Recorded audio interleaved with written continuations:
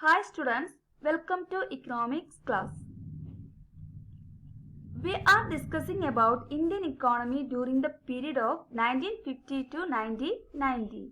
In previous class, we have discussed about planning commission and goals of 5-year plans. Then we are moving to talk about the individual sector. Let us first discuss about agriculture sector. You have learnt in chapter 1 that during the colonial rule, there was low growth rate in agriculture sector. For the growth of agriculture sector, the policy makers of independent India had introduced various policies. So, let us talk more about these policies. The first one, land reforms. You have learned about land settlement system that prevailed in our country during British period. It was characterized by intermediaries, that are Zemindars, Jagirdars, etc., who collected rent from the farmers without contributing anything for the improvement of farmers and on the land. Then the introduction of land reforms just after independence abolished these intermediaries and to make the tiller the owner of the land. So land reforms, which primarily refers to change in the ownership of land holdings. Then it is otherwise known as policy of land to the tiller. So what is the benefit of ownership of land? Let us say if I working in someone else's land, my dedication would not be wholehearted. But the land is mine, then I would work on it wholeheartedly to get the best profit. I would try to increase my output. So the ownership of land would give incentive to farmers. Then what are the objectives of land reforms?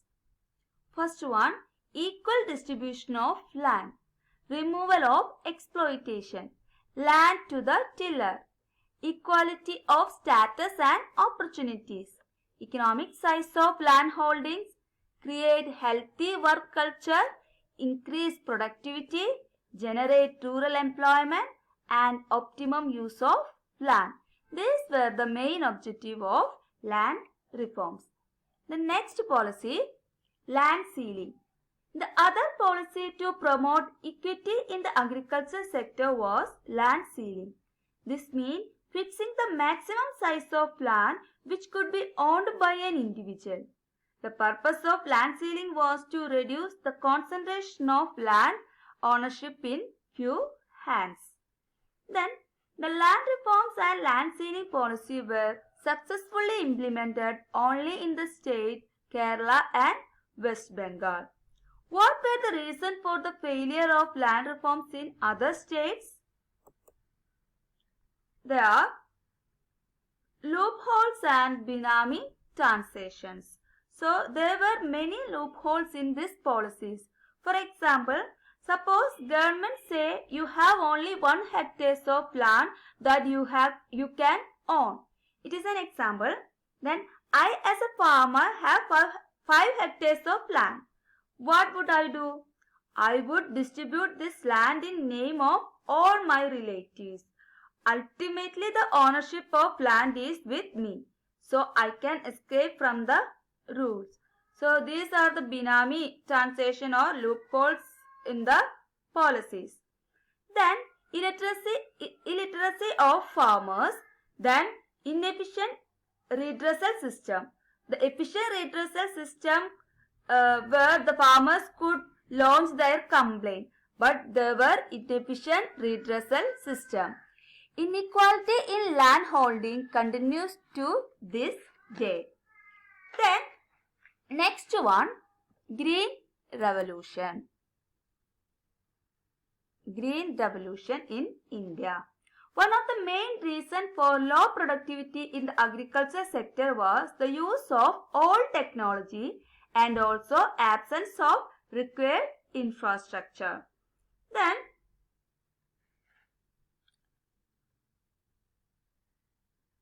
the stagnation in agriculture during colonial rule was broken by the Green Revolution.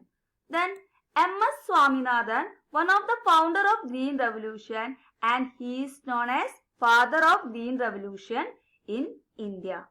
Then Green Revolution refers to large increase in the production of food grains, and it was brought about in two phases.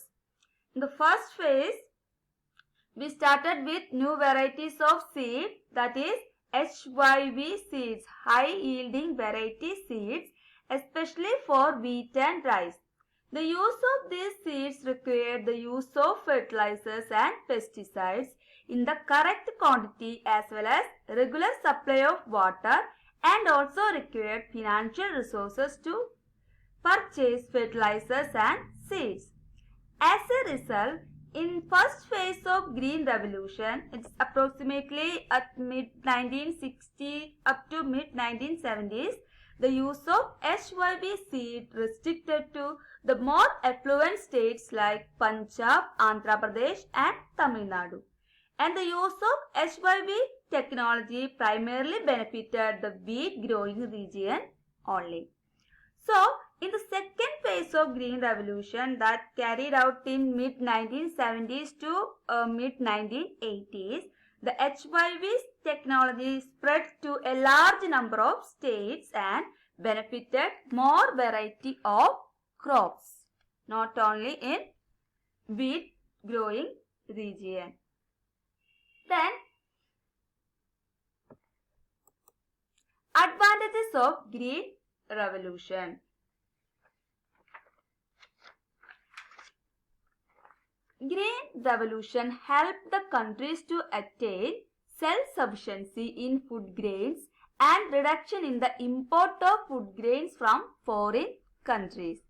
Then, increase in the marketed surplus. So, what is marketed surplus? The proportion of agricultural produce which is sold in the market by the farmer is called marketed surplus. So, what is marketed surplus? The proportion of agricultural produce which is sold in the market by the farmer is called marketed surplus. That means more goods were available in the market. So, as a result of marketed surplus, the price of food grains declined and low-income groups benefited from this decline. Then Green Revolution enabled the government to procure sufficient amount of food grains to build a stock which could be used in times of food shortages. So these were the advantages of Green Revolution. Then it had also some disadvantages. They are: HYV seeds required the use of fertilizers. These fertilizers have affected the quality of soil, or it led to degradation of land. Then the pesticides were used in the production of crops and they had some side effect on human health.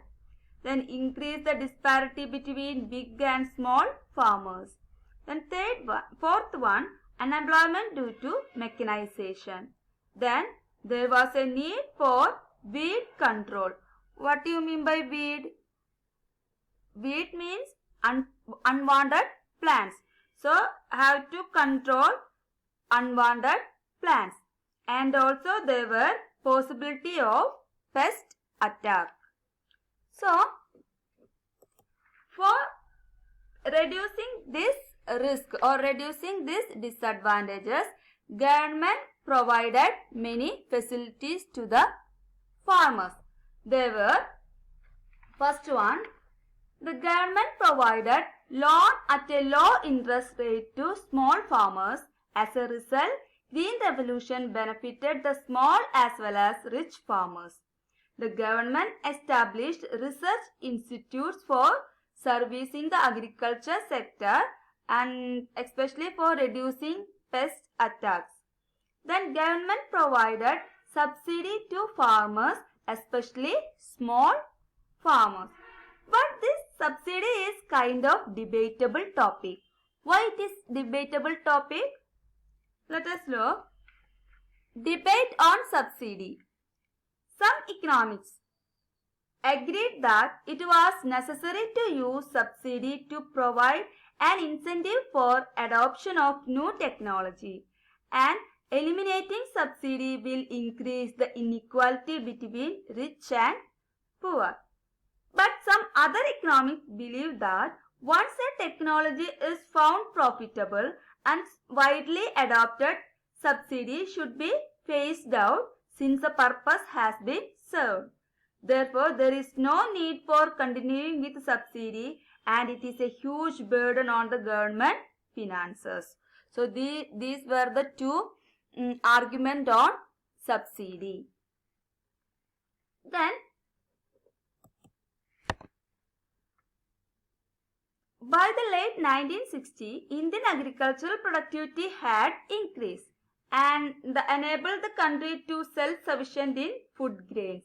This is an achievement to be proud of, but at the same time, 65% of the country's population continued to be employed in agriculture. That means in India, between 1950 and 1990, the proportion of GDP contributed by agriculture declined, but not the population depending on it, because the industrial sector and the service sector did not absorb the people working in the agricultural sector. Many economists call this is an important failure of our policy followed. So children, today we have discussed about the agriculture sector during the period of 1950 to 1990.